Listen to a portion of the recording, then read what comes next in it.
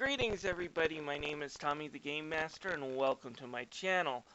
Well, with the big three done at E3, I'm going to go through and kind of just tell you my opinions on how they did. It's a little hard for me to judge Microsoft since I was at work when they had their press conferences, but just looking at the game lineups and the announcements, my opinions towards Microsoft hasn't changed in the last few months.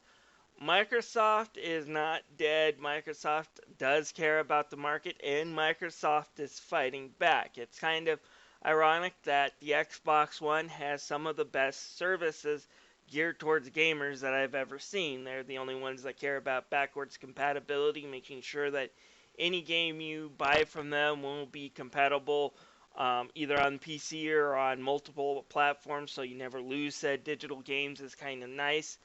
That said, they have a huge problem, and that comes with their lack of exclusives. And I ain't just talking about third-party exclusive, but first-party exclusives as well, because a lot of the games I see are available either on Steam or just multi-platform. And that is a problem, especially with the new Xbox One X coming out, which I think is overpriced at $500. We'll just have to see, but I think that's just way too expensive for a mid-generation upgrade. And unless that thing has some exclusives again tied to it where I'd have to spend 500 bucks, I'm not. I'm not into 4K gaming. I don't have a 4K monitor. Don't plan on upgrading. And I know the people who are really into that type of stuff probably have that kind of money to burn, but I do not, so I don't care. But yeah, if Microsoft can get that exclusives, just a few exclusives for the Xbox One, some few but really big exclusives, I think we'd actually see Sony sweating just a little bit because their presence at E3 this year was kind of meh. You know, they're in lead, they don't have to do much to stay really ahead of the curve, and they're not going to do much. Their presentation, I thought, was kind of lazy. It was just game trailer after game trailer after game trailer, which is good and all, but I wouldn't mind a few updates to their services or what else they might be cooking that's new. And all I saw was game trailer after game trailer after game trailer with there, and half of them was stuff I already knew about and was announced last year. Granted, I am excited for the new Spider-Man. I'm actually interested in the next God of War. I'm not really into that series. I don't really like overly bloody game, but the way they kind of presented it, this stuff, as a father-son story, and actually having some real story moments that I thought was heartfelt in the trailer, actually makes me interested in that series. Something I thought I never would say, but you never know. So, Spider-Man, God of War interested me. One or two small games from there. Nintendo, though, really hit it out of the park. I thought they did do some things. Granted, I'm a Nintendo fan. Skyrim's coming. They'll have Legend of Zelda stuff. That I really don't care about. Again, Pro Jared, I think, is right. We keep on seeing Skyrim come back, and it's ancient now. It's like last generation, but it keeps on coming back. It's Bethesda's moneymaker. I don't know if they'll bother ever actually making a sequel to it.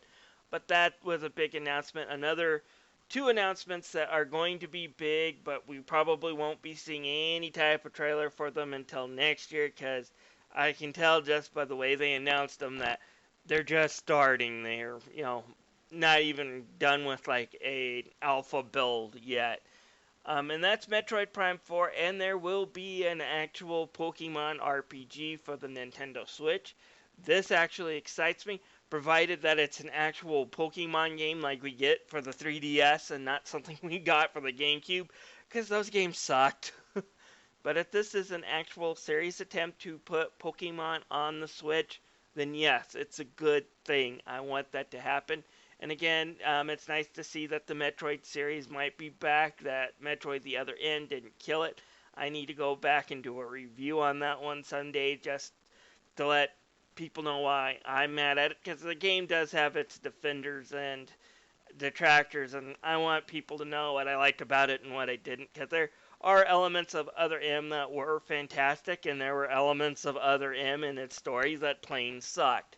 But it's nice to see that Team Ninja did not put um, Metroid in a permanent coffin after their screw up on the Wii several years ago. So, yeah, hopefully this one's in better hands. I don't know if Retro will be doing it. I hear a lot of the staff that actually worked on the Prime series way back in the GameCube days have left the company, so it might be another development team working on it. That's not a bad thing as long as it's a competent development team. And then we saw a little bit more of Super Mario Odyssey, which had some really cool things. Mario can possess things with his hat. He has more than one hat, more than one costume that's world related. I enjoyed that.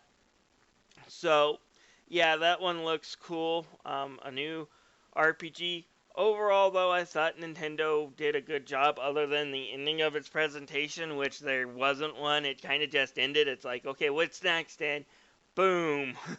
No sign out, no nothing. That was Nintendo's one weakness, is they didn't bother signing out. Still, there are some questions for Switch owners. I don't own one yet, but some of the things that I've seen come out at E3, some of the games that have come out at E3, tell me that I will probably be wanting a Switch sooner or later. Probably sooner, so good job on that, Nintendo. But we do need to know about the Virtual Console and some of your online setup. That has been your Achilles heel. Is Nintendo needs to learn that this whole internet thing isn't a fad. That's been their attitude towards it, been the attitude towards social media, and it's what always ends up getting them kicked out of the competition, even when they had initial high sales of the Nintendo Wii. Well, the internet is just a fad. We don't need to update or worry about it, while the Sony and Microsoft were building their own social networks, and Nintendo failed to catch up with them with the Wii U, their treatment of YouTubers, etc. So there's still things Nintendo needs to be addressed. Hopefully they can start working on some of these things soon. I hope to see them. Anyways, this is Tommy the Game Master, thanking you for listening to this rant. I'll see you guys later.